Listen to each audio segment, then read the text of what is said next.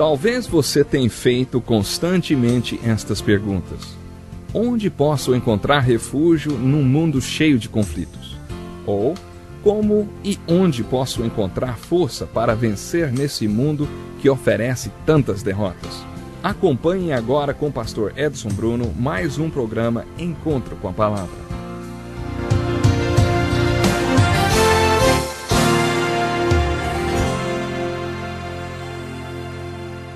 Estamos agora caminhando para a mais longa sessão do livro de Gênesis, que trata dos seguintes personagens da Bíblia: Abraão, Jacó e José. Seja bem-vindo ao programa Encontro com a Palavra. Fico muito grato e honrado por você ter se juntado a nós no nosso estudo. Há algum tempo atrás, os editores da revista Time decidiram que as pessoas leriam mais a revista se as notícias tivessem um enfoque que mostrasse como as notícias têm afetado a vida das pessoas. Eles ainda chamam isso de o povo nas notícias. Pessoas se interessam por pessoas, por isso os editores de revistas sabem que trazer a notícia para o universo das pessoas as levaria realmente a ler a revista. Bem, mas muito antes do surgimento de revistas, Deus já sabia que as pessoas se interessavam pelas outras pessoas e que essa é uma boa maneira de se comunicar. No livro de Gênesis, Deus é bastante cuidadoso com o espaço que é dedicado a certos assuntos. Note quanto espaço foi dado para a descrição desses personagens.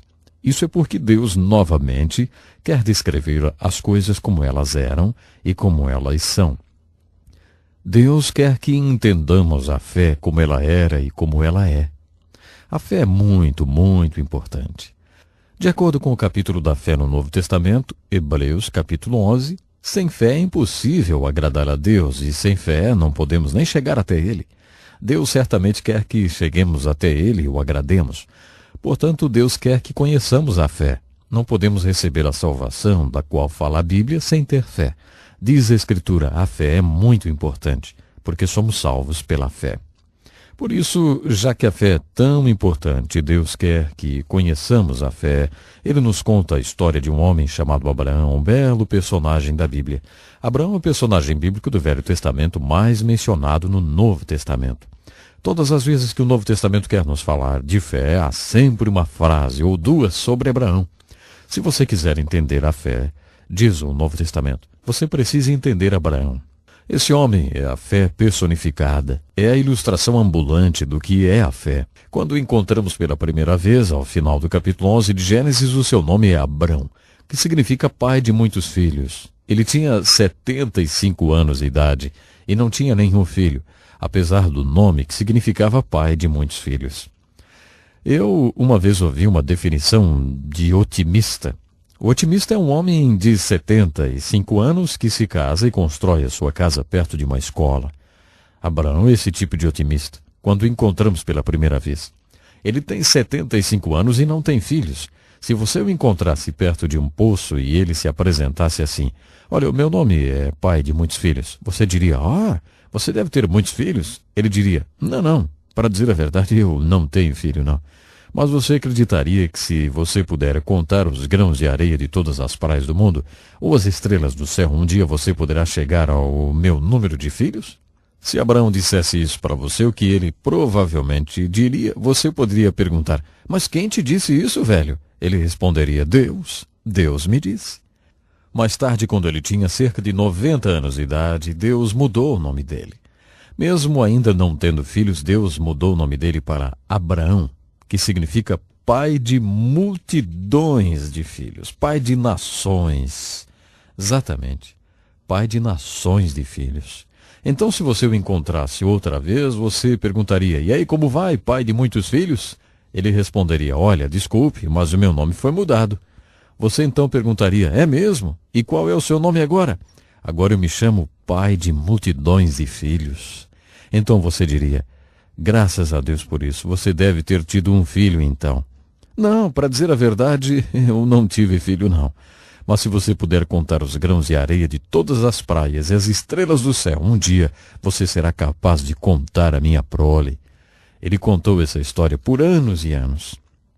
Há um versículo do livro de Gênesis, citado no capítulo 4 de Romanos, que realmente diz tudo sobre Abraão.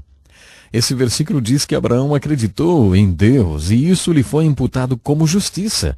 Deus olhou para aquele homem velho e disse: eu disse uma coisa para aquele homem velho e ele acreditou em mim. Eu gosto disso.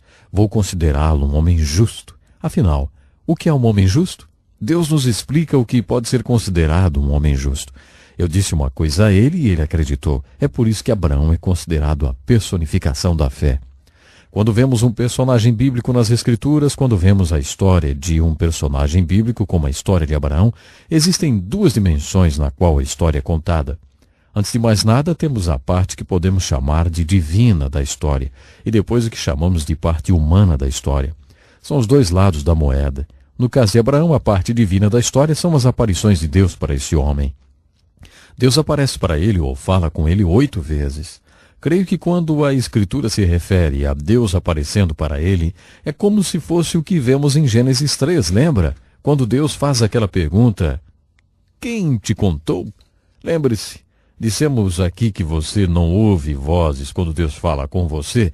A expressão hebraica que está em Gênesis 3 é: quem te fez saber disso? É possível para Deus fazer que você saiba de alguma coisa? É claro que sim. É justamente isso que chamamos de uma aparição de Deus a Abraão. Isso acontece 8 vezes na narrativa. Se você quer ver a parte divina da história, estude as aparições de Deus a Abraão. Se Deus não tivesse feito a sarça pegar fogo sem se consumir, não teríamos ouvido falar da história daquele homem chamado Moisés, que se aproximou curioso para ver por que o fogo não consumia a sarça.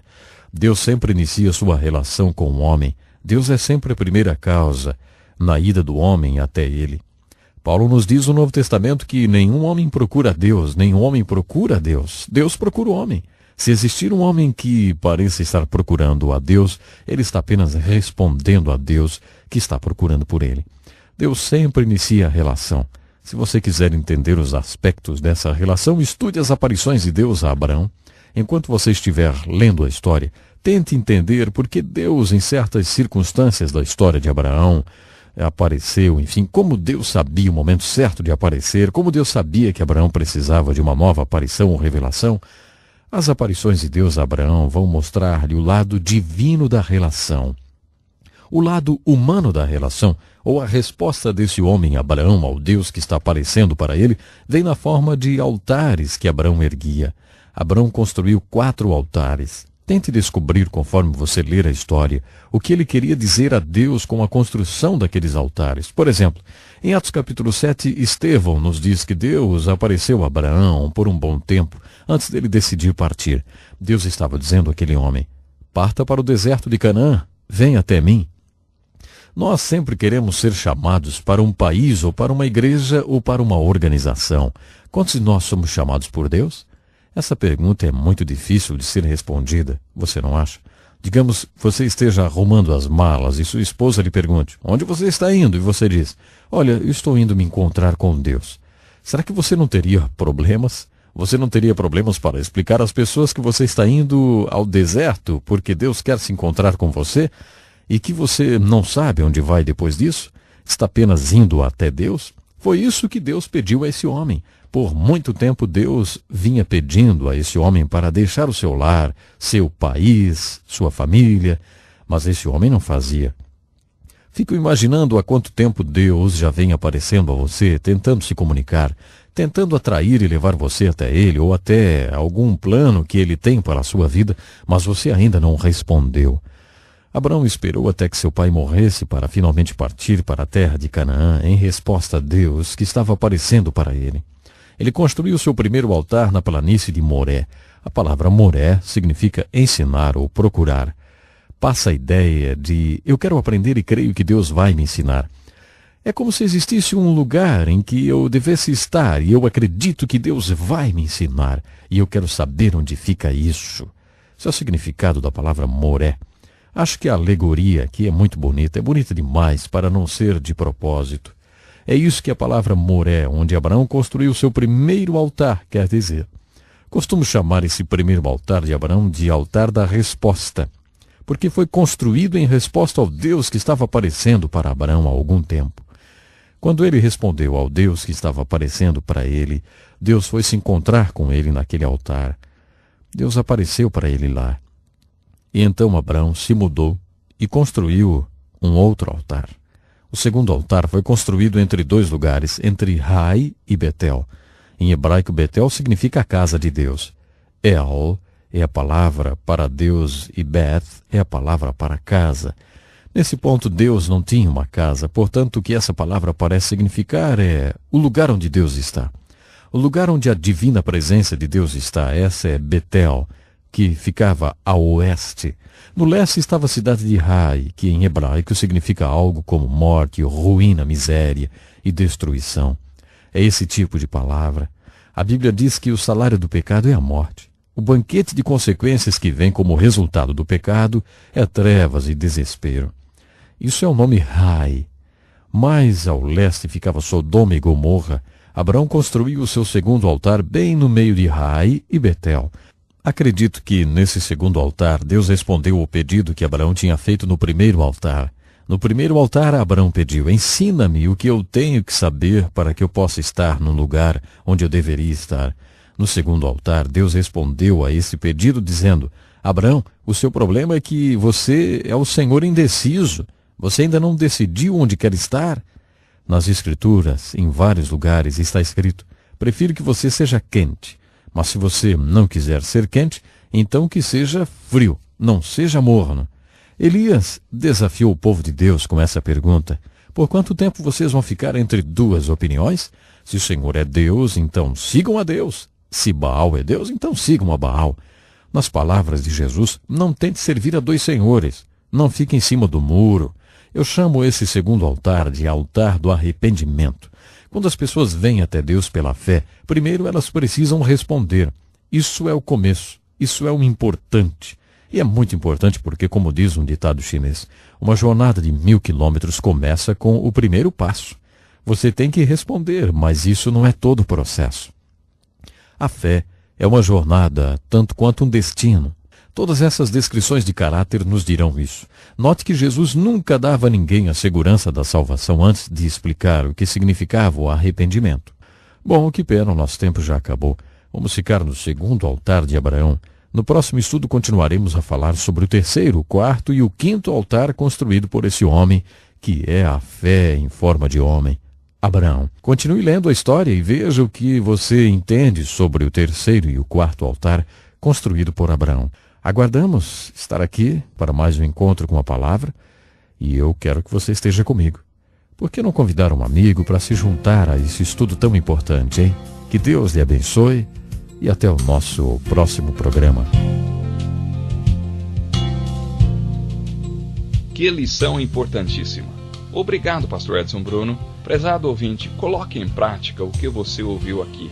Sem dúvida, sua vida será grandemente abençoada. Este é um estudo escrito pelo Dr. Dick Woodward, na voz do Pastor Edson Bruno. Escreva-nos e solicite o material. Nosso endereço é Encontro com a Palavra, Caixa Postal 2011, CEP 89201-970, Joinville, Santa Catarina. Até o nosso próximo Encontro com a Palavra.